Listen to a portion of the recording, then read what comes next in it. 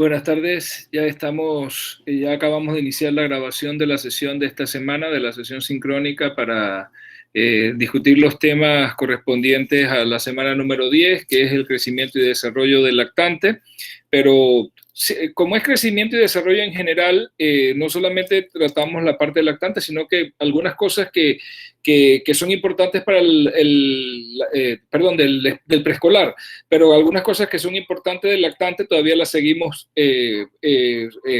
introduciendo ahora, porque lo que pasa es que no podemos, como quien dice, agarrar todo en una semana, así que van a haber algunas cosas que las vamos a ir, como quien dice, viendo como una continuidad de la evaluación de la vigilancia del crecimiento y desarrollo. Varios aspectos interesantes del crecimiento y desarrollo del preescolar, sobre todo en la parte de desarrollo, que es bien importante en ellos.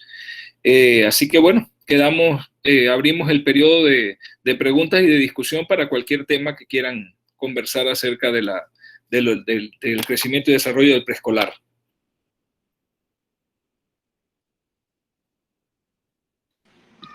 Buenas tardes, Buenas tardes, doctor. Adelante, ¿quién va primero? ¿Quién fue la que dijo? Habló por ahí, ¿no vi? A Franklin, que tiene una pregunta. Ajá. Y Catherine, pero dale, Franklin. Dale, Franklin, y luego entonces Catherine. Ajá, vamos. Listo, pues. Doctor, en el video me llama la atención que usted menciona que los niños preescolares van de 2 a 4 años, ¿verdad? Y mayor de 5 son los escolares. Entonces, cuando el niño nace, hay un crecimiento acelerado y si lo graficamos en una gráfica, vamos a ver que ese crecimiento va en pico. Franklin, es desacelerado el crecimiento cuando el niño nace.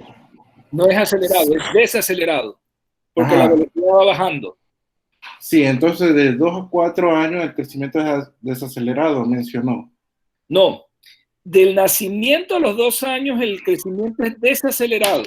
Desacelerado significa que la velocidad va bajando. Es rápido, pero es desacelerado. La velocidad va bajando progresivamente. A partir de los 2 años el crecimiento prácticamente entra en una meseta. Casi que no varía la velocidad de crecimiento se mantiene constante. Acuérdate que el término aceleración tiene que ver con cambios de velocidad. Si la velocidad va bajando, que es lo que ocurrió desde el nacimiento a los 2 años, que a pesar de que era muy rápido, pero la velocidad iba bajando progresivamente. Al llegar a los 2 años entramos como en una meseta, la velocidad se mantiene constante, es decir, ni acelera ni desacelera, se mantiene prácticamente en una meseta la velocidad a partir de los 2 años, y eso se mantiene así prácticamente no solamente en la etapa preescolar, también en la etapa escolar. La velocidad es casi constante durante toda esa etapa. Entonces en esa etapa el requerimiento de calorías del infante, del preescolar, es lento, es bajo. Relativamente bajo. Ajá, entonces eso tiene que ver con que los niños no quieran comer a esa edad. Así es. Tiene dos explicaciones. Ajá, y ese comportamiento se da en todos los niños o no. Hay variaciones individuales, hay niños más comelones que otros, pero invariablemente todos a esta edad comen un poquito menos. ¿Por qué razón? Tiene dos componentes. Uno es el del menor demanda de calorías porque están creciendo más lento, y el otro es el conductual. Los niños alrededor de los 3 años, 2 años y medio a 3 años, se me ponen, como dicen las abuelas, místicos, nada más quieren comer una sola cosa. Nada más les gusta comer papa y pollo. Y los dulces, y no quieren más nada. Entonces, de ahí cobra importancia lo que conversábamos de la alimentación sobre todo en el primer año de vida, acostumbrar al niño a comer de todo, porque un niño acostumbrado a comer de todo va a ser más fácil lograr que él coma más cosas en esta etapa. Si el niño no estaba acostumbrado a comer de todo, ahora menos va a querer comer.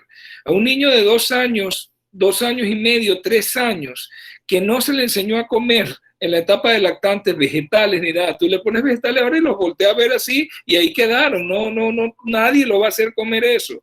Se van a poner que nada más quieren comer una sola cosa y todo. la preferencia por los dulces. También está relacionado a lo que vimos en la alimentación el primer año, donde yo les decía, nada de dulce, nada de bebidas azucaradas, nada de jugos, nada de nada, porque si no ellos se acostumbran a ese sabor y luego no quieren salir de eso, todo lo que quieren es dulce. Entonces, la parte alimentaria en esta etapa requiere de mucha paciencia del cuidador y paciencia y tiene que tener mucha creatividad también para presentarle las comidas de manera que sean atractivas y tener presente que el niño a esta edad va a comer poquito, no va a comer mucho. Hay una fórmula muy sencilla para saber cuánto debe comer un niño. Así, como quien dice, de manera anecdótica, ¿no? Un niño de 3 años se come 3 cucharaditas de comida. Un niño de 4 se come 4. Un niño de 5 se come 5. Lo que uno tiene que hacer como papá, lo que uno tiene que vigilar como papá, es que en esas 4 o 5 cucharaditas coma de todo. O sea, vaya un poquito de arroz, un poquito de frijoles, el pedacito de carne, algo de vegetales, y todo. Ahí vaya de todo. Pero, y eso es algo importante de reforzarles a los papás, no pelear con ellos para que coman. Es decir, no volver el momento de la comida como una pelea, una regañadera, no, porque eso no debe ser. Al niño hay que manejarlo bien, claro, hay que ponerle orden, debe comer ya en una mesa o en una silla, con uno ahí, pero no, él no va a demorar mucho tiempo, él va a comer poquito y se va a querer ir a jugar. Ahí es donde tenemos que actuar nosotros, tratar de que ya él coma por su cuenta, no darle la comida, tratar de que él o ella coman por su cuenta, vigilar que se coma las 4 o 5 cucharitas que se va a comer, que coma de todo, y ya después, si quiere, después que nosotros estamos terminando ya, si se quiere ir, pues que se vaya, pero por lo menos comió con nosotros en la mesa. Eso es parte de la disciplina, de los hábitos que hay que ir inculcando, pero no es tan fácil. Ahora, ¿cuál es el problema más frecuente, Franklin, en esta etapa? Y para todos, que la gente quiere que los niños coman como adultos. Es decir, quieren ponerle una cucharada y media de cucharón de arroz con frijoles, un pedazo grande de carne, una ensalada, y pretenden que un niño de 4 años se coma todo eso. Imposible. Entonces, si no come eso, inmediatamente, y van y le consultan a uno en el centro de salud, es que el niño no quiere comer. Entonces tiene uno que, por eso es que es importante que ustedes conozcan esto, porque uno tiene que hacer la labor de orientación y de consejería. Y preguntarles, ¿cuánto está comiendo? Bueno, él se come 4 cucharitas y ya se para. Bueno, pero si es que 4 cucharitas es lo que debe comer, no debe comer más de eso, si no se va a poner muy gordo o gordita. Hoy, casualmente hoy, vi a una niña de 4 años que la mamá venía preocupada, sinceramente preocupada, una mamá joven, en sus 28 años y todo, sinceramente preocupada porque la niña comía mucho menos que antes. Pero desde que entró la niña, yo vi esta niña está un poco gordita para lo que uno espera de una niña de 4 años. A los 4 años uno espera una niña flaquita, delgadita, y una niña, cuando, bueno, yo no le dije nada, digo, bueno, vamos a ver cómo está. Tomé peso, talla, los puse en las gráficas, índice de masa corporal, efectivamente, riesgo de sobrepeso, no estaba en sobrepeso, riesgo de sobrepeso, entre más 1 y más 2 desviaciones estándar en el peso para la edad. La talla, muy bien la talla también, pero igual el índice de masa corporal me salía en riesgo de sobrepeso, entre más 1 y más 2 desviaciones estándar. Y entonces yo miré la computadora y se la mostré. Digo, mire, su niña está en riesgo de sobrepeso. ¿Cómo va a ser? Y yo vengo preocupada porque la veo delgadita y está comiendo menos. Digo, es que ese es el problema. Nosotros tendemos a pensar que los niños tienen que comer como si fueran adultos, es decir, uno piensa en ponerle el plato de comida ahí, coma y todo, y lo que estamos haciendo es sobrealimentándolo. Creo que en alguna parte de la clase yo les mencioné que hay que tener cuidado porque el estómago de los niños se puede, o sea, si uno le fuerza a que coman, el estómago va dilatándose y va a adquirir más capacidad de comer más, pero le vamos a estar haciendo un daño a ese niño, lo vamos a estar llevando hacia la obesidad. Entonces aquí hay que hacer mucho énfasis en esto con los papás cuando hagan consulta de crecimiento y desarrollo de preescolares, tienen que decirle a los papás, tienen que tener paciencia, su labor en este caso no es lograr que el niño coma más porque él va a comer poquito, eso es lo que debe comer, y lo que sí tienen que vigilar es que coma de todo. Lo que sí no es aceptable es que nada más quieran, que la papita y que el pollito. No, tiene que comerse su ensalada, un poquito aunque sea, pero tiene que comerse su ensalada de vegetales, tiene que comer el arroz con los frijoles, tiene que comerse su pedacito de carne y ya. Y van a comer poco. Es natural que coman poco porque volvemos, insistimos, es un crecimiento muy equilibrado, muy lento y una velocidad prácticamente inmutable. Se mantiene casi la misma velocidad durante todo el periodo. Ellos crecen lento en esta etapa. Entonces, esa parte alimentaria siempre tenemos que estar pendientes. La gente va y les va a decir, ay, mándale vitamina para que coma más. No se manda vitaminas a nadie para que coma más. Eso no tiene ninguna justificación. Lo único que tienen que tomar esos niños como suplemento es hierro, porque es lo que generalmente están deficitarios, a menos, uno se los manda en dosis preventiva, a menos que estén marcando que tienen anemia, entonces ahí uno le sube la dosis. Yo les compartí los cuadros que están en la resolución, ahí está clarito cómo se calcula cuando es anemia, cómo se calcula cuando son dosis suplementarias, incluso les da un valor, una cantidad de hierro que se debe dar estándar dependiendo de la edad para dosis preventivas, es lo único que se debe dar. Y generalmente esas preocupaciones de las personas, de las familias, porque el niño está comiendo poco, se debe a que quieren que coma como un adulto. No están pensando cómo debe comer un niño de esa edad. Uno es el que los tiene que decir, su niña está comiendo bien, su niño está comiendo bien, y mostrarles la gráfica para que se den cuenta que el niño está bien, que no tiene ningún problema de crecimiento, que simple y sencillamente a esta edad crece lento. Esa es la respuesta. Catherine, creo que era la que quería preguntar. Sí. Buenas tardes, doctor. Hola, Catherine. En la clase, usted mencionó algo que me pareció bastante interesante y me gustaría que, por favor, si podría como profundizarlo un poquito, que es la parte de que un niño preescolar, pues mayor de 2 años, no debe dormir en la misma cama que mamá y papá. O sea, entendí esa parte, pero me gustaría saber qué puede pasar, porque yo tengo un familiar que ya tiene 10 años, y él toda su vida ha dormido con mamá, porque él no vive con su papá, nunca vivió con su papá. Y por 10 años ha dormido con su mamá y no ha sabido dormir solo jamás. Entonces, pues si me podría más o menos como explicar esa parte, ¿por qué? La primera parte, usted me dice que el niño no vive con el papá. No vive con el tío. Ok, entonces con más razón, con mucha mayor razón, él debió salir de la cama a más tardar a los 2 años o 2 años y medio. ¿Por qué razón? Porque no tiene la competencia del papá. Hay un complejo que dicen los psicodinamistas, los del psicoanálisis, que es el complejo de Edipo. El complejo de Edipo es el niño se apega demasiado a la madre. Ellos lo ponen como que hay un enamoramiento. Esos son términos que usan los psicoanalistas que no hay que tomarlos literales, de manera literal, sino de manera anecdótica o figurativa. El niño se apega mucho a la mamá. Y eso no es conveniente para su crecimiento y desarrollo. El niño requiere desarrollar su autoestima, su confianza en sí mismo y su autonomía. Entonces, un niño que después de los 2 años, 2 años y medio, sigue durmiendo en la cama con mamá, créame que no está desarrollando eso. Eso por un lado. 2, la mamá va a perder autoridad con él, porque él va a sentir que él manda. ¿Ok? Entonces pierde la autoridad y pierde la capacidad de implementar disciplina. Entonces esa es un problema importante que debe tomarse en cuenta en este tipo de cosas. Estoy viendo bastante por ahí que tienen problemas. Eso que usted dice de la autoridad, de hecho sí ha pasado, doctor. Y sabe que jamás lo había atribuido a eso, pero él tiene un carácter bien fuerte y bien fuerte con la mamá, o sea, la quiere, la adora y no se puede despegar de ella, como usted dice, pero tiene un carácter fuerte como si fuera un adulto. Sí. Y jamás lo había visto por allí, pero es cierto, él es así con su mamá. Él es el macho alfa. Sí. Él es el macho alfa, de veras, y él cree que manda la mamá.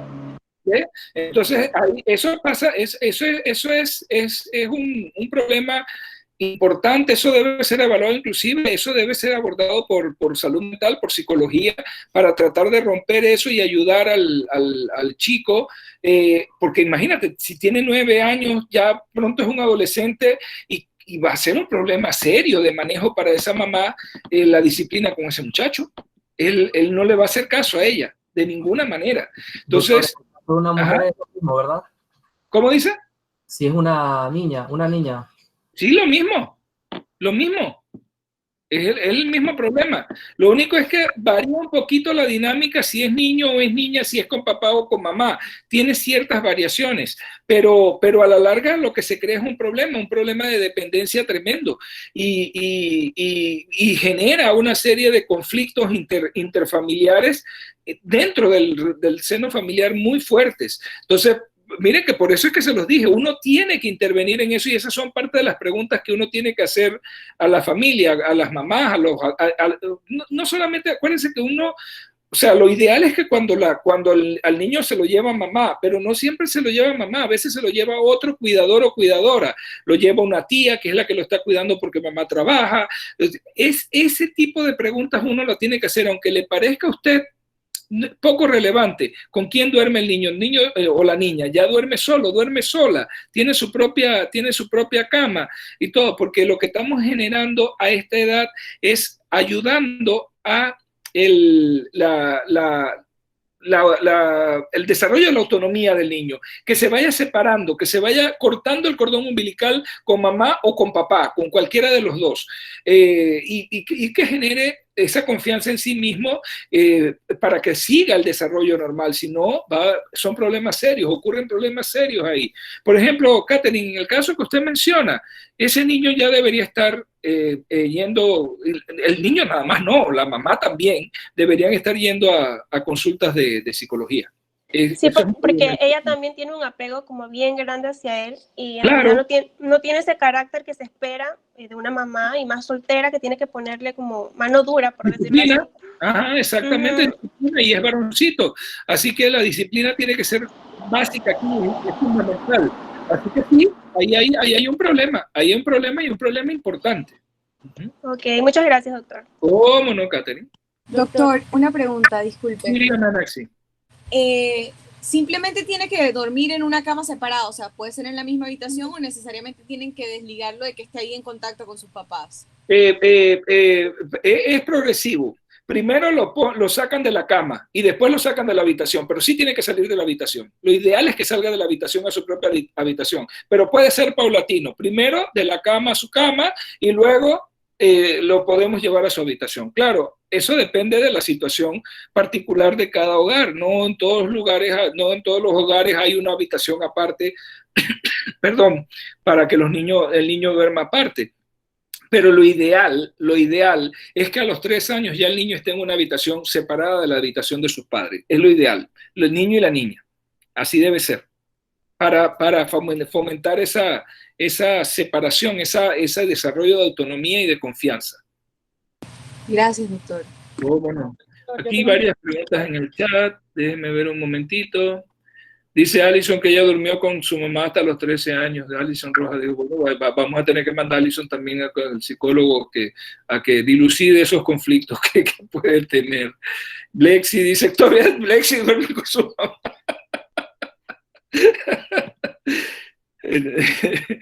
Dice Suriani que ella nunca durmió con su mamá. No, si eso no, o sea, hay niños que desde chiquitos lo ponen en su cuna, al principio la mamá tiene la cuna ahí en la habitación para estar más pendiente. No, ya les digo, no tenemos ningún problema con respecto a eso. Si quieren tenerlo cuando están chiquitos en la cama, se puede, pero si lo quieren tener en la cuna ahí cerquita y vigilarlo, también se puede, no hay problema. Entonces sí, después en la adolescencia, ese Franklin es terrible. A ver, otra pregunta, otro interrogante. Hola, doctor, es Keren Bustamante. Ajá, Doctor, dígame. Con lo que usted dijo del enamoramiento, pero que no deberíamos tomarlo como literal. Literal, exacto, sí. Hay niños y niñas que a corta edad le dicen a sus papás o a sus mamás, quiero casarme con mi mamá o quiero casarme papá. Con mi papá. Eso es normal, ese es el complejo de Edipo. Y la niña se quiere casar con el papá y su rival es la mamá. Y el niño quiere casarse con la mamá y el rival es el papá. Hay toda una serie de, si entráramos a conversar acerca de la parte psicoanalítica aquí, incluso en el caso de los varoncitos se habla del temor a la castración psicológica, no física, pero porque el varoncito siente que tiene que pelear con el papá por el amor de la mamá, cosa que no es así. Mamá siempre lo va a querer a él como mamá, pero el hombre de mamá es papá. ¿Me explico? Es un juego psicodinámico donde el niño, eso le ayuda al niño a mejorar su desarrollo psicomotor y su desarrollo psicosocial y psicosexual en general, entender esas cosas. Es que acuérdense que nosotros somos primates. Y si usted ve el comportamiento de los primates, cómo es el comportamiento de los machos jóvenes con el macho adulto, y todo es muy similar a esto que estamos hablando. Hay competencia, hay el deseo de ir por encima del macho dominante. Nosotros tenemos todos esos comportamientos instintivos, y claro, como vivimos en familias nucleares, donde hay un papá y una mamá, la competencia del varoncito es con el papá, que es el macho dominante. Y en el caso de la niña, la competencia de la niña es con la mamá, porque ella quiere a su papá. Lo que tienen que aprender ellos es que los niños de chiquito, es que en el caso de los varones, mamá siempre los va a querer, independientemente de que ella esté casada con papá, porque ese es su hijo. En el caso de las niñas, papá siempre las va a querer como su niña, como su princesita, pero su esposa es su mamá, es la mamá, ¿ok? Entonces, ese aprendizaje es muy importante en el desarrollo. Eso no se logra si el niño o la niña duermen con la pareja, porque no se establece ese límite de que yo lo digo de manera muy anecdótica para que se entienda. En el caso de los papás, el papá tiene que decir, esta es mi mujer, caramba, y usted se va de esta cama aquí y yo me quedo con mi mujer. Y en el caso de la niña, este es mi marido, este es mi esposo y usted se va de aquí porque usted no tiene nada que hacer aquí. Usted es mi hija, pero ¿ve? Claro, no se lo estamos diciendo de esa manera, pero es como estableciendo, como quien dice, estableciendo los límites y que queden con claridad. Miren, esto nada más en esta etapa. Si esto se resuelve en esta etapa, por eso es que los psicoanalistas dicen la resolución del complejo de Edipo. Si esto se resuelve en esta etapa, cuando están terminando la etapa preescolar y entran a la etapa escolar, cambia, inmediatamente cambia. ¿Por qué? Porque entonces el niño vuelve a pegar a sentir nuevamente esa inclinación hacia el papá y quiere hacer las cosas como papá. Se quiere parecer a papá, quiere vestirse como papá, quiere hacer las mismas cosas que hace papá. Y la niña también vuelve nuevamente a establecer una relación bonita con mamá y quiere hacer las cosas que hace mamá, quiere parecerse a mamá, quiere vestirse como mamá, quiere hacer todo como mamá. Pero eso siempre y cuando se haya resuelto el complejo de Edipo. El complejo de Edipo tiene que ser resuelto en ese periodo entre los 2 años y los 3 años más o menos. Ya a los 3 años, pasando los 3 años, y se los mencioné en la clase también, los niños comienzan a tener la noción de género. Es decir, soy niño o soy niña, ¿no? Eso antes de los 3 años no era así. Los niños no están muy interesados en eso de que hay diferencia de niño o niña, no es importante. Pero después de los 3 años sí. Y tiene mucho que ver entonces la importancia de la resolución del complejo de Edipo para que el niño comience a asumir su rol de género masculino en el caso del varón y femenino en el caso de las niñas, para poder entonces aprender las conductas de papá y aprender las conductas de mamá. Y voy a hacerles otra explicación ahí muy importante, que no está en la clase, pero muy importante. El rol que juega papá en la familia y el rol que juega mamá en la familia es determinante en la formación de esa idea, de ese concepto de género. ¿Ok? Porque mucho tiene que ver las mamás en esto, porque siempre se dice que el machismo y los machos, pero las que enseñan, las que crían machos son las mujeres, son las mamás. Miren, Si usted quiere una masculinidad positiva en su hijo varón, tanto como hombre como mujer, en su hijo varón, usted tiene que darle un ejemplo positivo. Es decir, si usted quiere un hijo que sea un varón, un hombre con características masculinas positivas, que ayude en casa, que sepa, que no tenga ningún problema en ayudarle a su esposa a limpiar, a cocinar, a todas estas cosas, usted tiene que enseñarlo en esta etapa y usted tiene que hacerlo. O sea, si el niño crece en esta etapa viendo que papá ayuda a mamá, que papá no tiene ningún problema en un sábado de agarrar la escoba y barrer y después va y busca el trapeador y trapea, el niño va a aprender dentro de su rol de género que barrer y trapear no tiene nada de malo y que eso es algo que yo puedo hacer porque mi papá lo hace y yo lo puedo hacer con mi papá. Y de repente pues voy con papá y fregamos los trastes. Un día lo hace mamá con mi hermanita y otro día lo hago yo con mi papá. Y comenzamos a ver los roles de género de manera diferente. Así se aprende otros tipos de masculinidades más positivas y no esa masculinidad machista. ¿Por qué les digo que las mujeres tienen un papel preponderante en esto? Porque la mayor parte de las veces cuando esto no es porque papá prohíbe que al niño lo pongan a limpiar o que participe o algo. Las que no lo dejan hacerlo es las mamás. Son las mamás las que dicen: yo no voy a poner a mi hijo a trapear, ni a barrer, ni a enseñarlo a hacer nada de esas cosas, para que después venga una tal por cual cuando se case y me lo agarre de esclavo y lo ponga a hacer todas las cosas, ¿no? ¿Ok? Las mujeres son las que crían machos, no son los hombres. En las culturas machistas las que crían son las mujeres y las que crían al macho son las mujeres con ideas machistas. ¿Ok? Entonces, si no cambiamos esa perspectiva de género, pónganse a ver, siempre hay la cuestión de que los varones somos muy secos, no expresamos sentimientos, se nos dificulta expresar cariño y todo. Ok, vámonos nuevamente a esta etapa entre los 3 y los 5 años. El niño, el varón, se cayó y se golpeó la rodilla, se raspó. ¿Cuál es la respuesta normal de un niño cuando se cae y se raspa la rodilla? ¿Qué es lo normal que hace un niño? ¿Qué se espera que haga un niño? Inmediatamente, que llore, ¿verdad, Keren? Sale por ahí, ¿y qué le decimos? No llore porque usted es...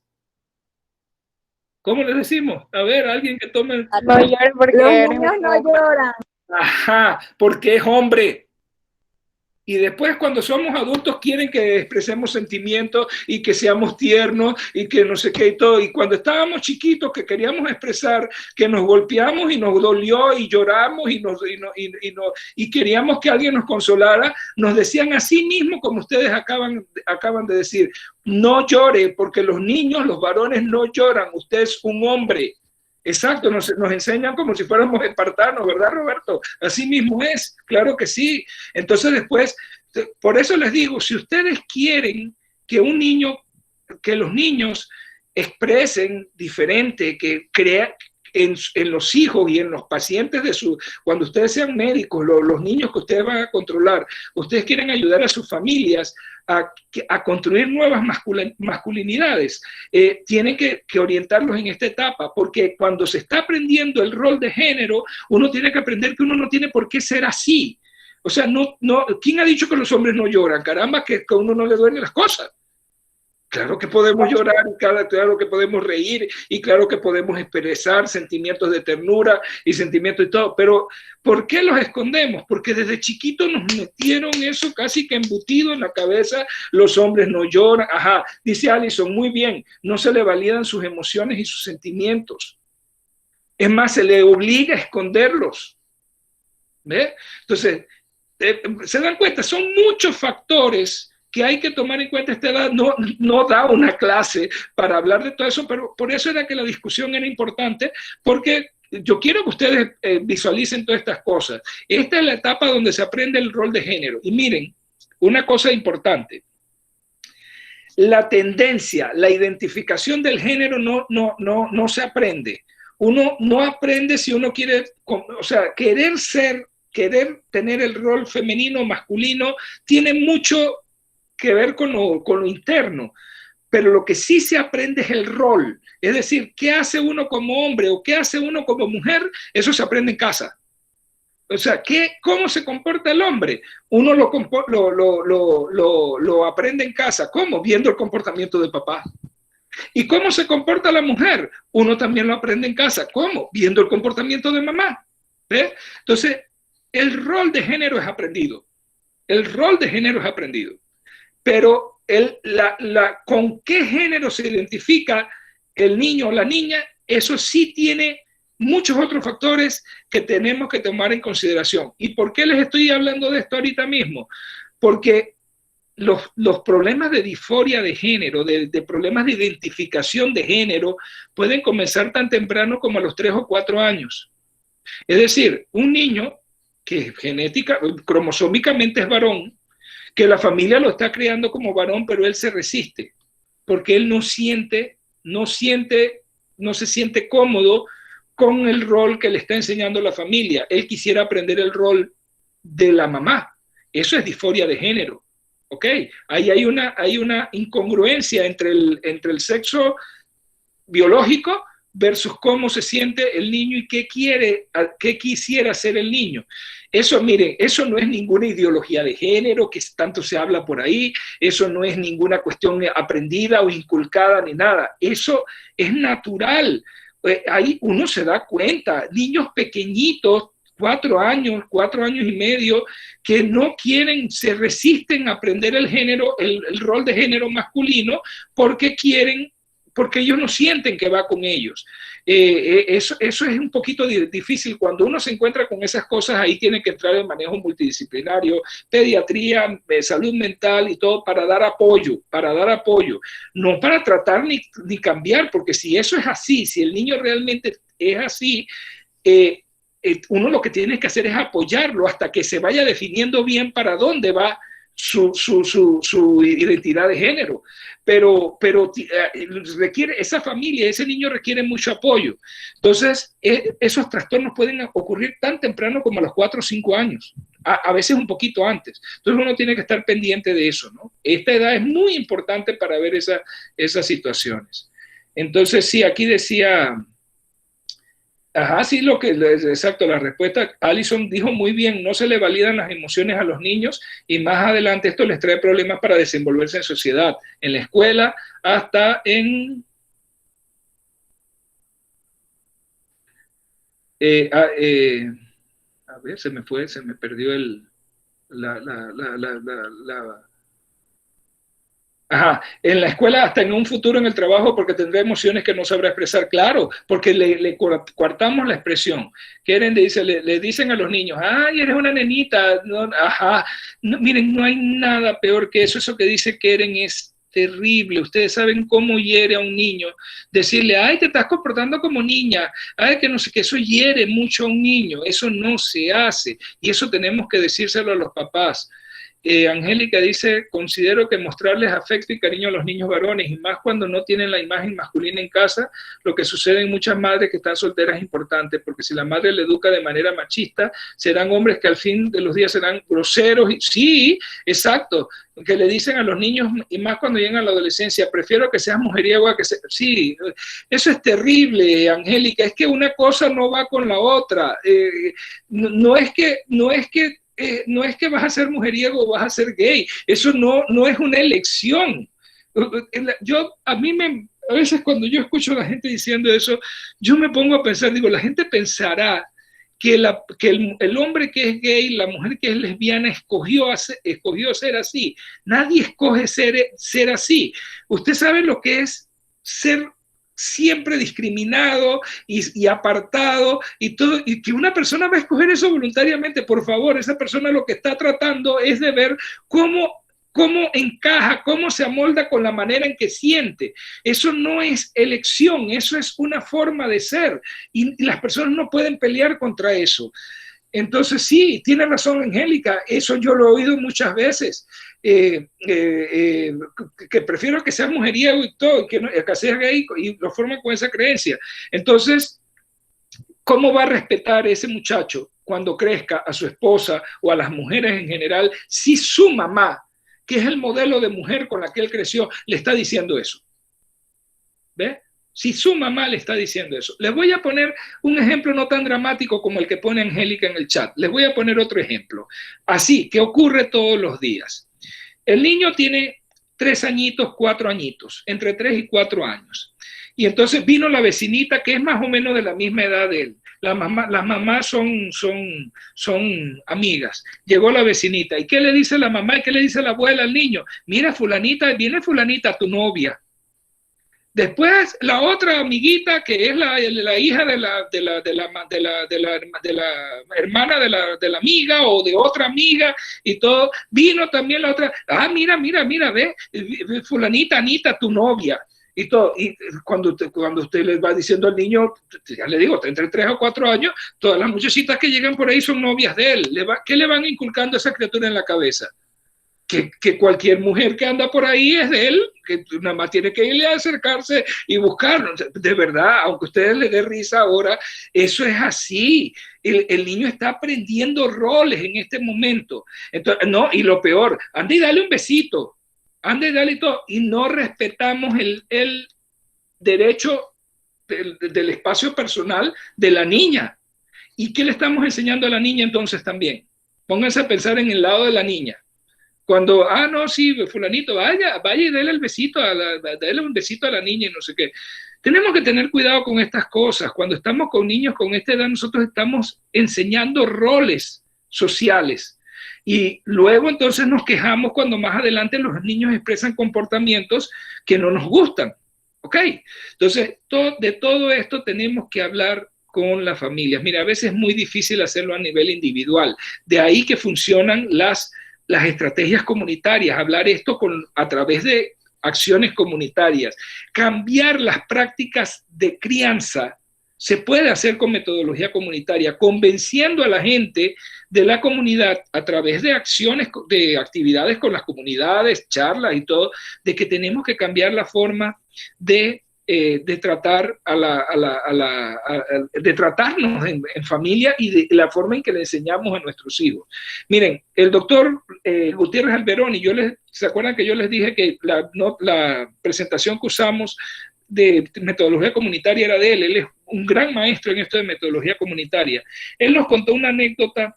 En las montañas de Perú, allá en los Andes peruanos, había una población con mucha composición indígena dentro de esa población, que los hombres eran criados para que fueran secos, hoscos, y eso traía mucho problema de violencia intrafamiliar, porque los hombres eran criados así, como que las mujeres para que funcionaran había que pegarles y una serie de cosas.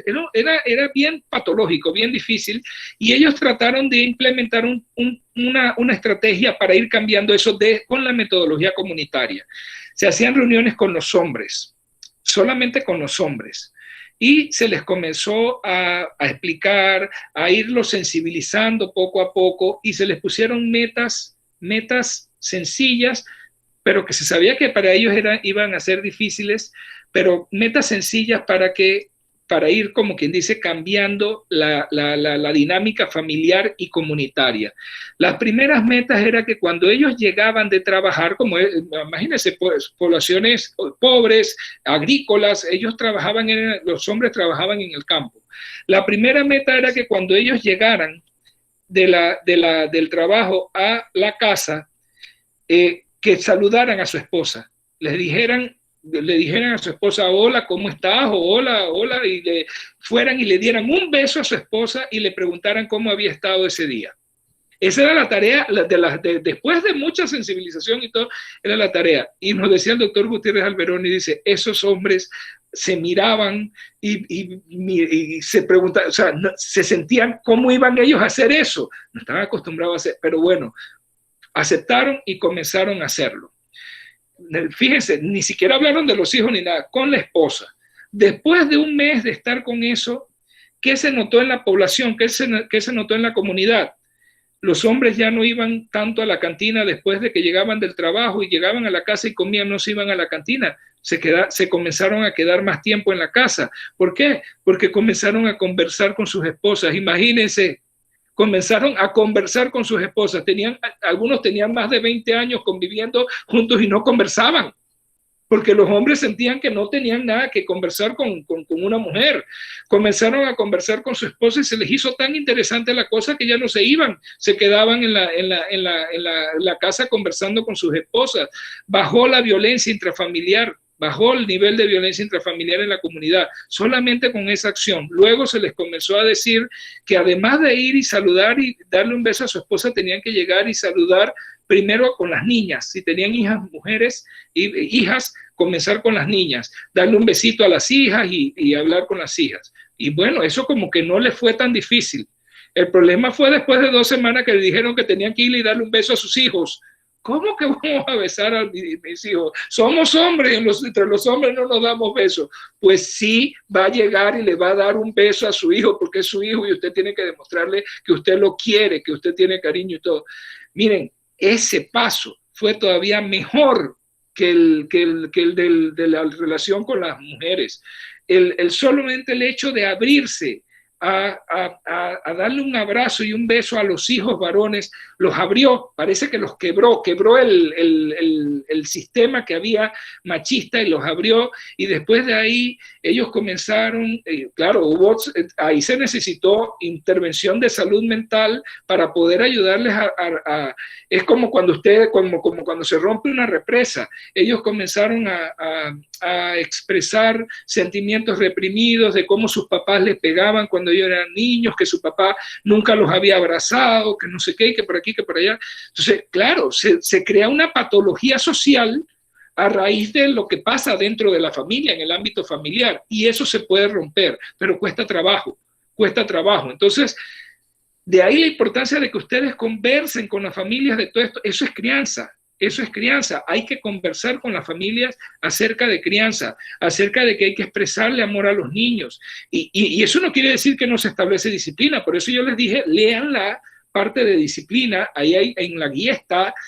Y lo primero que le dicen la disciplina es que usted tiene que aconsejar a los papás que tienen que respetar a sus niños porque sus niños no son de ellos. Y eso lo hemos venido discutiendo desde el principio. Nadie es propietario de sus hijos. O sea, nadie puede decir, no, con mis hijos no se metan porque yo voy a hacer con mis hijos lo que me da la gana. Ah, ¿cómo es eso? Si su hijo y su hija tienen derechos, usted tiene que hacer con su hijo y con su hija lo que debe hacer, no lo que a usted le da la gana, porque no son suyos. Usted no tiene título de propiedad sobre sus hijos. Entonces, todo ese tipo de cosas no son fáciles, pero hay que conversarlos con los papás.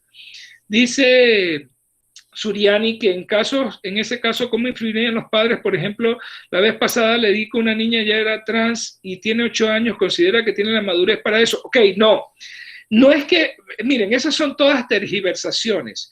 No es que el niño dice algo y ya uno dice, sí, está bien. No. Eso es todo un proceso. Cuando uno descubre que un niño tiene disforia de género, que no está identificado, no hay una identificación de su tendencia de género con su sexo biológico, lo que uno tiene que hacer inmediatamente es un manejo interdisciplinario. Es decir, tiene que entrar el endocrinólogo porque hay que descartar que no haya alguna causa orgánica para que esto esté pasando. Incluso se hacen estudios genéticos y cromosómicos para ver si es que hay algún problema de fondo. 1. 2. El apoyo de salud mental es constante. Es decir, estos niños tienen que entrar, niños y niñas tienen que entrar a darle un seguimiento y apoyo de salud mental. Y a la larga, esto es un proceso largo. ¿Por qué? Porque si realmente uno descubre que hay una real disforia de género, una falta de identificación adecuada de género, lo mejor para ese niño o niña probablemente, claro, eso se define de manera interdisciplinaria y con participación de la familia, podría ser cambiar de género, es decir, cambiar la forma en que se le trata. Si era un niño que se siente identificado como niña, probablemente vamos a tener que cambiar la forma en que lo estamos tratando, porque si no, nunca va a ser feliz, va a estar frustrado, o frustrada. Entonces, esos niños cuando llegan a la pubertad, si realmente uno ve que hay un problema de género, hay que comenzarle a dar hormonas, porque hay que evitar que desarrollen los caracteres sexuales secundarios del género del que ellos no quieren ser. Pero eso no es fácil, o sea, eso no se hace así de una decisión de hoy para mañana, eso es un seguimiento que se le da a estos niños para poder tomar esas decisiones tan sensibles. Entonces, por ejemplo, en ese caso de una niña de 8 años, ya ella debe tener un seguimiento, de lo ideal es que esté con con salud mental, con psiquiatría, con psicología, y debe haber un seguimiento para que eso se dé. Eso no es, la gente, por eso le digo, tergiversan eso con la famosa ideología de género, dicen que ahora el niño puede elegir y yo elijo ser niña y voy a ser niña. No, eso no es así. Eso es una cuestión compleja donde se hace un seguimiento por varios años para tratar de definir y diferenciar realmente si hay un problema o no, o si hay simple y sencillamente algo que es tratable y que se puede mejorar, ¿no? Es complejo. Cuando ustedes vean algún problema así, refieran inmediatamente a pediatría, porque eso lo tiene que ver el pediatra y comenzar el manejo interdisciplinario. Franklin dice que también puede darse por abuso infantil. Sí, claro que sí, Franklin. En todas estas situaciones que estamos viendo así complicadas, uno lo que tiene que hacer es la evaluación de la familia, ver la dinámica familiar y explorar bien. Y yo les decía al principio que incluso uno tiene que ir con el equipo con trabajo social y salud mental a la casa, a ver dónde viven y cuál es la dinámica familiar que existe dentro de esa familia. No es fácil, no es fácil. A ver, otro comentario o pregunta. Buenas noches, doctor. Hola, Giselle. A mí, pues, me ha llamado mucho la atención la parte de las etapas de la escuela psicoanalítica. Exacto, de los psicoanálisis. La etapa fálica, que va hasta casi los 6 años, ¿cierto? Si no me equivoco. Sí, cierto, así es. Bueno, ahí yo pues había leído sobre eso, que todos los niños tienen como esa etapa donde tienen esa fijación a sus órganos genitales, ya sea una niña o un niño. Sí, los Entonces, dos. hay una amiga, una amiga tiene a su hijo desde los 3 años más o menos. Él empezó a frotarse y ella, cuando se dio cuenta, lo regañó. Y es peor. Y yo le dije que no hiciera eso, pero ya como que él quedó y entendió que eso era algo malo. Entonces ahora el niño tiene 5 y lo ha continuado haciendo, pero ahora se esconde bajo la cama y entonces orina, se orina. Y ahora ella lo ve como un problema y ella trata de hablar con él y le pregunta, ¿por qué haces eso? Y trata de hablar, pero ya como que él captó, eso es algo malo, ahora me escondo, ahora no lo hago, pero no sabe entonces cómo manejar esa situación. Entonces ella dice también, no me atrevo a llevarlo a un psicólogo porque ¿qué va a pensar ese psicólogo de mí? Yo, pero si eso no tiene que ser algo normal. No va a pensar nada malo, tiene que llevarlo a un psicólogo porque ambos necesitan apoyo. Ella manejó mal la situación, precisamente por tratar de bloquear algo que era normal, a lo que lo conllevó fue un problema. Ahora tiene un problema. Sí, tiene que llevarlo al psicólogo, porque hay que manejar esa parte, porque eso se tiene que resolver. Si ya tiene 5 años, él ya debe ir resolviendo esa parte para entrar a la etapa de latencia, que es alrededor de los 6 a 7 años, donde ya pierden el interés por eso. Pero al intervenir inadecuadamente, a lo que lo llevó fue que ahora se fijó, ahora es una fijación, ahora sí es una fijación, y eso puede traerle problemas a largo plazo. ¿Ve? El mal manejo de esa situación. Entonces, a los niños no se les regaña por eso. Simple y sencillamente lo que uno puede hacer es distraerlos, mantenerlos ocupados para que dejen la conducta, ¿no? Pero sin regañarlos, porque si no se fija la conducta. Esa es la situación difícil con el manejo de esta situación, de estas fases. Hay que manejarlas con mucho cuidado. Gracias, doctor. ¿Cómo no, Giselle? ¿Algún otro comentario, alguna otra pregunta? Y recuerden que en esta etapa es fundamental para el desarrollo del juego. Los niños tienen que jugar al aire libre, o sea, juego libre, llevarlos a un parque, corrinchen, correten. Yo les puse por ahí en una diapositiva que les gusta jugar con arena, les gusta mojarse, les gusta chapotear charquitos y toda la cosa. Es divertido para ellos en esta etapa. Yo tengo un video por ahí, hace rato que no lo veo, creo que por ahí si lo encuentro se los voy a compartir. Es un niño que tiene como 3 años, entre 3 y 4 años, y está paseando un perro. En teoría él está paseando el perro es más grande que él, ¿no? Un perro grande, pero el perrito va como todo buen perrito casero, más bien él cuidando al niño, ¿no? Y el niño le lleva la correa, ¿no? Pero en determinado momento el niño ve un charco, suelta la correa del perrito, lo deja, el perrito se queda ahí vigilándolo, ¿no? Y cuidándolo, suelta la correa del perrito y se va y se mete en el charco, pasa por un lado, se mete para el otro, pasa para el otro, va y viene, charquea un par de veces y luego vuelve y toma la correa del perrito y se va nuevamente paseando al perrito. Eso es típico de un niño de esta edad. Les gusta charquear, les gusta jugar con lodo, les gusta jugar con arena y todo, y hay que dejarlos, eso es parte importante de su desarrollo. Y la parte lúdica viene de juego, de jugar. Dejarlos jugar los ayuda a desarrollar. ¿Qué preocupación tenemos ahora? Las famosas pantallas. Yo se los mencioné en la clase. Niños de 2 años, 3 años, 4 años con un celular, con una tablet, eso es incompatible con un buen desarrollo, por amor de Dios. No debe ser, ni por ninguna razón debe ser. ¿Pero por qué lo hace la gente? Para que no molesten. Esas son las niñeras electrónicas ahora. El niño está por ahí jugando y todo, y la mamá no quiere que lo interrumpa y todo, le da el celular. Y queda el niñito acá y todo. Le estamos afectando negativamente el desarrollo. Le da el celular, le da la tablet, es un problema, ¿no? Eso le llaman la nana boba. ¿Cómo dice? Le llaman la nana boba. Exactamente, José, así mismo, José. Joanelis hace una pregunta acá, dice, ¿podría explicarnos un poquito más a profundidad el uso de las pantallas en niños menores de 2 años, como mencionó en la clase? Por otro lado, el uso de juguetes violentos en niños que ellos utilizan como armas actualmente y sienten empatía, ¿puede afectarlos a largo plazo o solo es una etapa que después se olvida? No se olvida, no debe haber juegos que impliquen violencia, por ejemplo.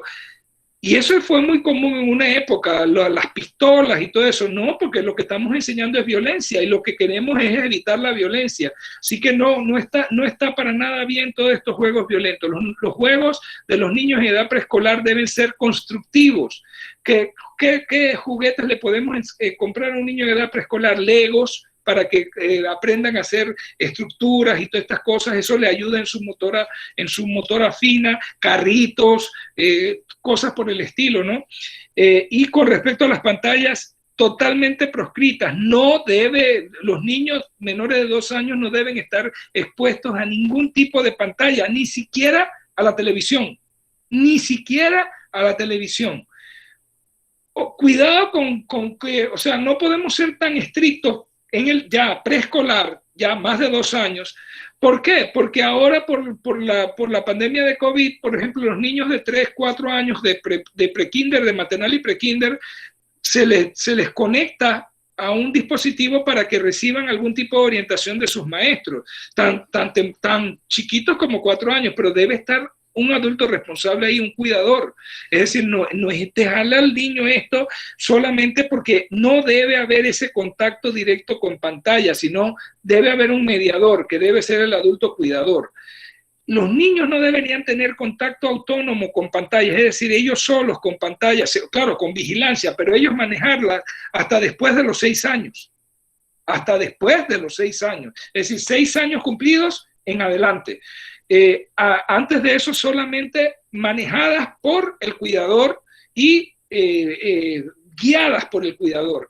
Y si ustedes se dan cuenta, eso no se está haciendo así. Ya les digo, yo veo niños pequeñitos, a veces de menos de 2 años, con una tablet y jugando cosas ahí. Eso va totalmente en contra de lo que esperamos para el desarrollo psicomotor. Keren dice, sí, hasta los bebés lloran y las mamás les dan los celulares para que se den, exacto, y los emboban ahí, como dice José muy bien, la nana boba, ¿no? Jason dice, en este punto, ¿cómo se les hace entender a los padres que el uso del celular en niños pequeños no es saludable y que cuando uno le dice que eso está mal, responde que le dan teléfono y otro aparato tecnológico porque quieren darle todo lo que ellos no tuvieron cuando eran niños? Hay que hablar, esta no hay de otra. Aquí uno tiene que hablar, tratar de decirle que las evidencias indican que eso es negativo para el desarrollo de los niños. No es fácil, pero hay que hablar. Hay que hablar con los papás y explicarles. Pero créanme, es muy difícil. Yo lo veo, yo me escandalizo a veces cuando veo niños pequeñitos con tablets y con celulares. No debe ser. Suriani dice que también ellos ven a los otros niños con tablets y entonces les piden a sus padres. Sí, el papá piensa que si no le da, como que está dejando a su niño por fuera de algo bueno, y no es así, es todo lo contrario. Entonces tenemos que tener mucho cuidado con eso. Diga, Keren, diga la pregunta. Doctor, usted mencionaba en la discusión acerca de que la utilización de estos dispositivos electrónicos causaban defectos hasta en el desarrollo de la visión de los niños. Sí. Yo leí hace unos 3 años un artículo que hablaba acerca del desarrollo de miopía, niños que crecían en campo, niños que crecían encerrados. ¿Tiene esto que ver con el desarrollo de la visión a larga distancia a los niños que no juegan en lugares pues abiertos, que solamente están en sus casas? Podría tener que ver con la capacidad de acomodación, porque el niño no se acostumbra a acomodar a visión lejana, sino simple y sencillamente a lo cercano porque no sale. De ahí la importancia del juego al aire libre, como les decía, es sumamente importante el juego libre, al aire libre. Si no se da, sí puede haber problemas, pero no he leído ni he encontrado nada en cuanto a que la limitación de espacio produzca miopía. Sin embargo, las pantallas sí está demostrado que empeora la miopía, porque el niño se mantiene acostumbrado solamente a ver a corta distancia. Y el otro problema que tiene los celulares y las pantallas generales es la luz azul, que afecta la calidad de la visión y que puede generar problemas de cefalea, múltiples problemas de salud. Entonces, por otra parte, miren, recuerden lo que significa autismo, trastorno del espectro autista. Autista viene de auto, o sea, estoy encerrado en mí mismo. ¿Qué encierra más a un niño en sí mismo que estar pegado a una pantalla? Deja de tener relación con todo lo que todo lo que está a su alrededor. Se encierra en sí mismo y con la pantalla. Por lo tanto, estos niños muy acostumbrados a este tipo de interacción con pantallas comienzan a presentar rasgos autistas, y si tienen alguna predisposición, algún tipo de rasgo, se puede exacerbar. Jehan comenta acá en el chat que un familiar de ella tuvo que quitarle el celular al niño porque no quería hablar nada, y apenas se lo quitó empezó a hablar. Era que no podía hablar, Jehan, era que la conducta autista se estaba desarrollando. Recuerde, autismo es dentro de mí mismo, encerrarme en mí mismo. Él se estaba encerrando en sí mismo. ¿Qué iba a hablar? ¿Qué necesidad tenía de hablar si estaba encerrado en sí por cuestión de las pantallas, del celular? En el momento en que se lo quitas, ya él comienza a relacionarse nuevamente con el medio ambiente. O sea, las consecuencias de esto pueden ser graves, de verdad que graves, y la gente no se está dando cuenta. La gente no se está dando cuenta del daño que le estamos haciendo a los niños con estas situaciones. Tener mascotas aporta al desarrollo del preescolar muchísimo, sobre todo si los dejamos jugar con ellos. El perrito, el gatito, claro, hay que cuidar también porque el preescolar es muy inventor y le puede hacer daño a la mascota, y siempre hay que vigilarlo.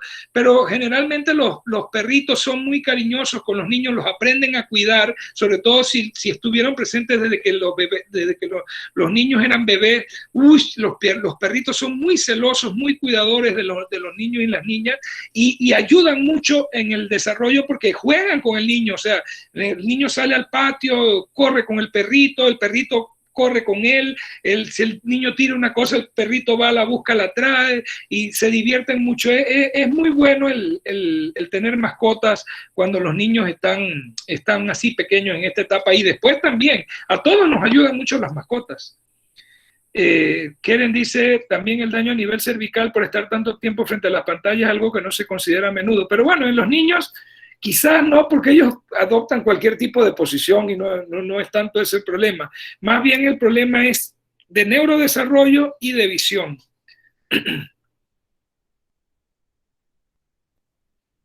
¿Algún otro comentario o pregunta?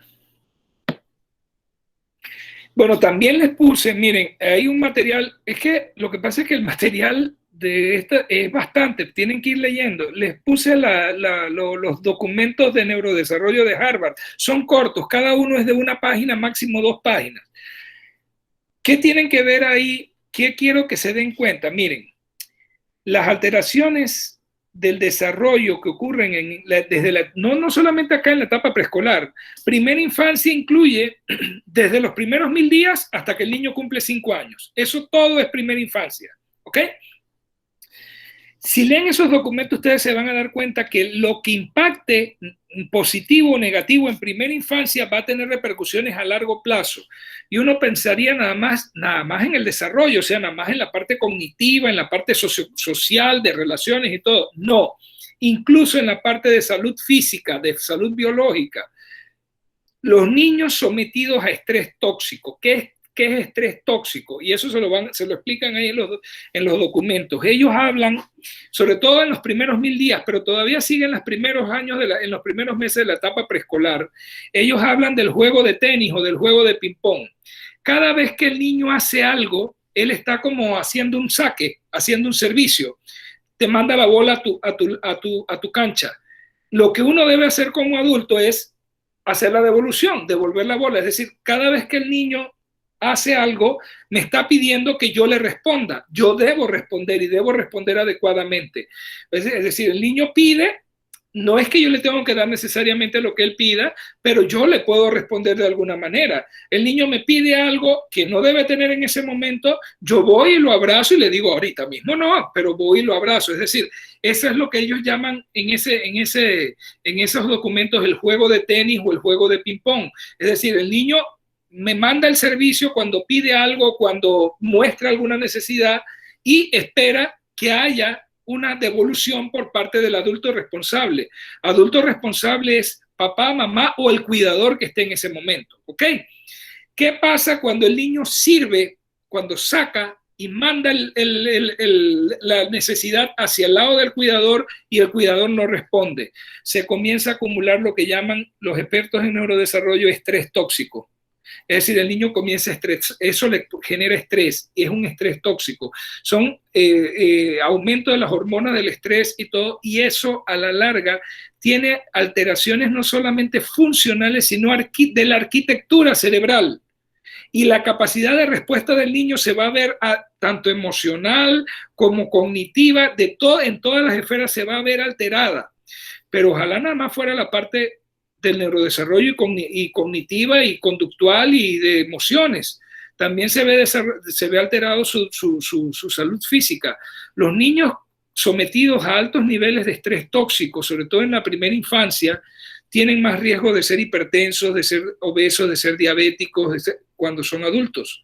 Entonces no solamente se ve deteriorada la salud física, la salud mental y emocional, también se ve deteriorada la salud física de los niños con este tipo de problemas. Entonces es complejo. Por eso les puse esos documentos para que los lean y vean la importancia de actuar en primera infancia. Otros datos que le ofrece ahí esos documentos que les compartí, para que ustedes se den cuenta, el debate sobre la educación aquí en Panamá, que todo el mundo dice que el sistema educativo no funciona, que no sirve, y toda la culpa se lo queremos echar a los maestros. Lean los documentos y se van a dar cuenta que la culpa de que el sistema educativo esté mal probablemente no lo tenga el mismo sistema educativo, lo tiene el mal manejo que le estamos dando a la primera infancia. Recuerden que yo les dije en la clase de los primeros 1000 días que a los 2 años se adquiere hasta el 80% de la capacidad cognitiva del adulto. ¿Capacidad cognitiva qué es? Capacidad de aprender.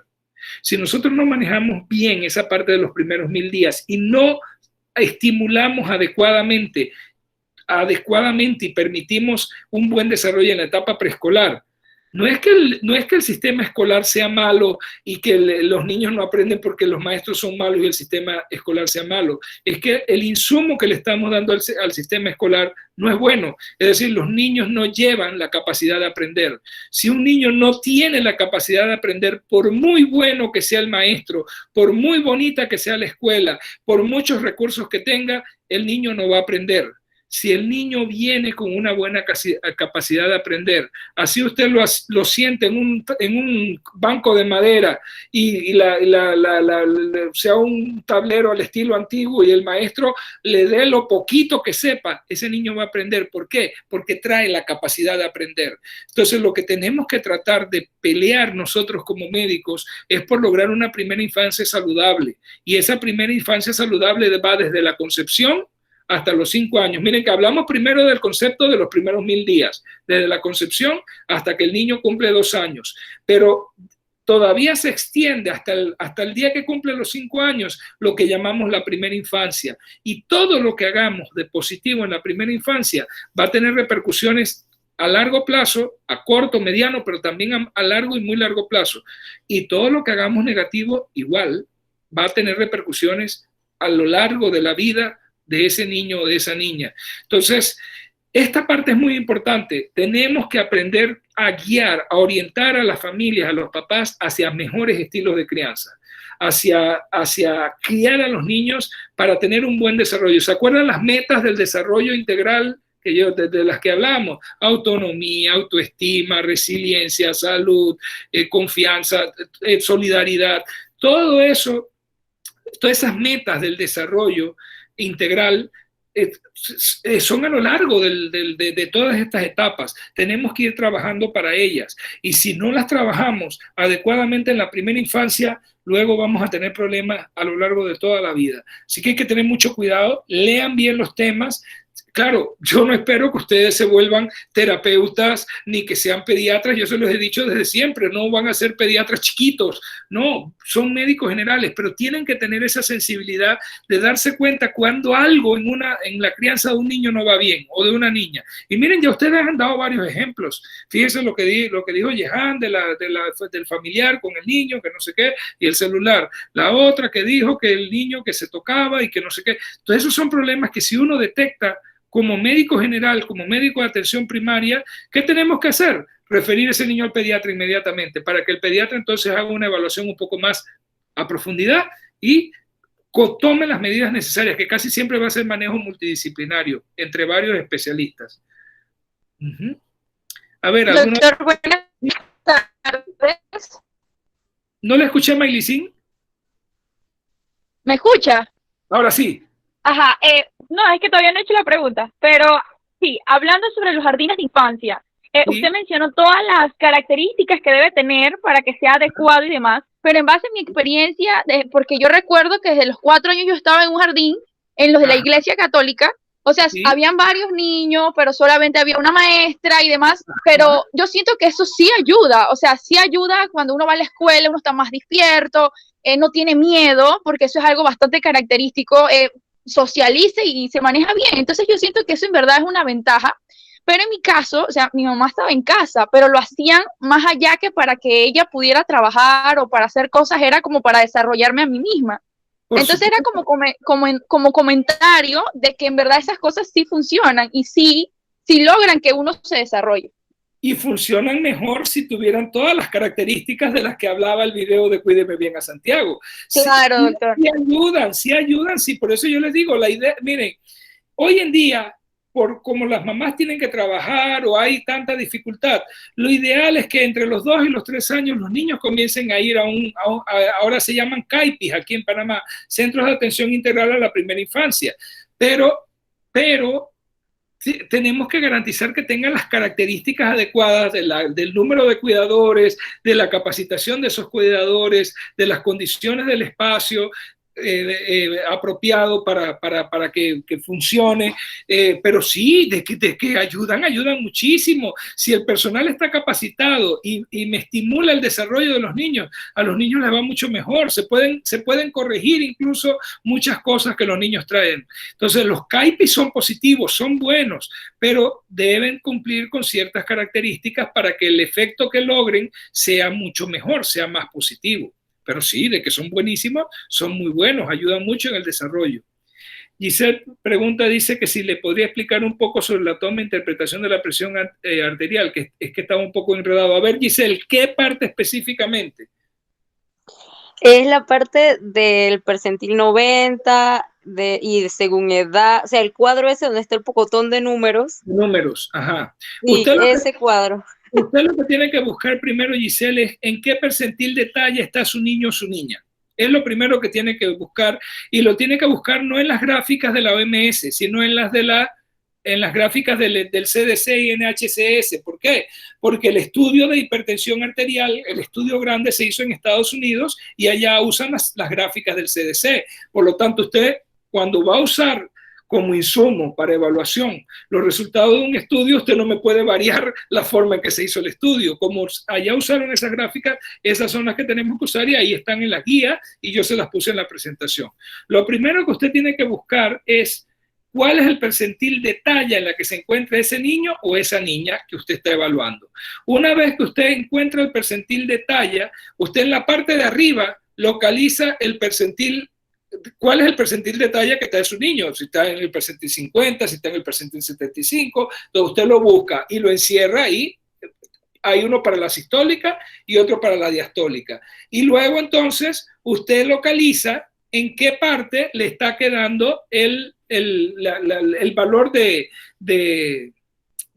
presión que usted encontró de sistólica y diastólica según la edad. Recuerde que acá en la columna de la izquierda están las edades. Entonces usted busca la edad, el percentil de talla, valor sistólico. Y cuando usted lo encuentra, usted se va a dar cuenta si el valor que usted encontró está por debajo del percentil 90. Si está por debajo del percentil 90 es normal.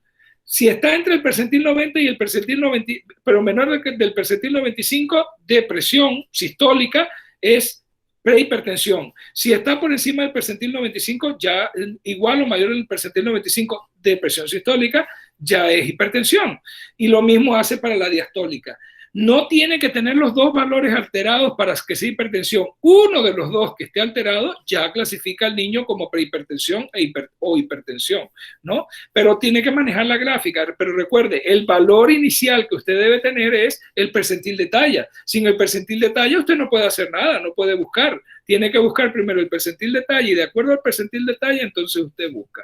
El problema de eso, para que lo veamos bien, Giselle, es que tendríamos que verlo en la clínica. Tendríamos que tomarle la presión a un paciente y ahí practicar y verlo cómo es en qué percentil me salió, está bien o está mal, cómo le va, ¿no? Pero es muy difícil hacerlo así como quien dice en el aire, ¿no? Está bien, doctor, gracias. ¿Cómo no?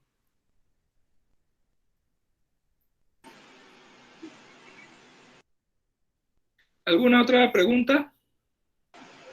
Doctor, cuando le llega a usted pacientes que presenten hipertensión a la consulta, ¿usted qué manejo médico le da? ¿Le da el mismo manejo médico que por lo general se le da a un adulto o es distinto? No, acá generalmente comenzamos con casi, o sea, primero, cuando me llega un paciente hipertenso, yo lo primero que hago es un estudio diagnóstico, porque la mayor parte de las hipertensiones en pediatría son secundarias, no primarias. ¿Ok? Entonces yo no comienzo a tratar la hipertensión hasta que yo no descarte las posibles causas de hipertensión. Y luego, si la hipertensión es secundaria, el tratamiento de esa hipertensión es tratar la causa de base. Por ejemplo, si el paciente lo que tiene es un problema renal, lo tengo que referir a nefrología, porque es la nefróloga pediatra la que lo va a tener que evaluar y darle el manejo apropiado porque tiene una patología nefrológica. Si es otro tipo, X o Y patología, yo lo que tengo que garantizar es que la patología que está produciendo la hipertensión sea manejada. Si es una hipertensión primaria cosa que es muy raro en pediatría, pero de serlo. Entonces sí, generalmente en niños usamos mucho los inhibidores de enzima convertasa, los IECA, y con eso nos los llevamos, y claro, y le damos seguimiento, porque a veces no encontramos la causa de primera intención, pero después nos sale por ahí, y seguimos estudiando y vigilando a ese niño. En pediatría la mayor parte de las hipertensiones que uno detecta tienen causa, son secundarias, no son primarias. A diferencia del adulto, que la mayor parte de las veces en el adulto la hipertensión es primaria, no es secundaria. Entonces, si usted me refiere a mí un niño con hipertensión, yo lo primero que voy a hacer es el trabajo diagnóstico que está ahí establecido en la guía para tratar de encontrar cuál es la causa de esa hipertensión. Y luego, entonces, el tratamiento va a depender de la causa que encuentre.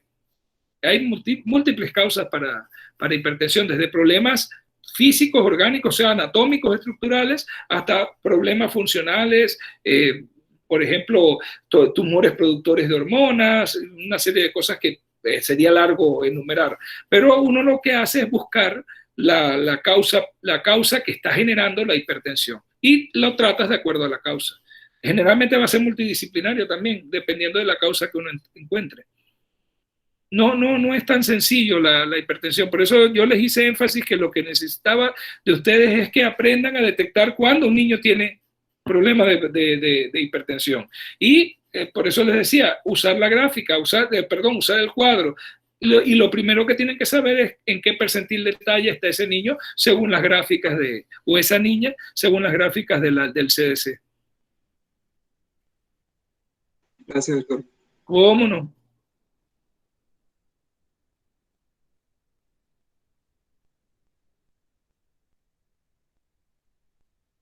¿Alguna otra pregunta?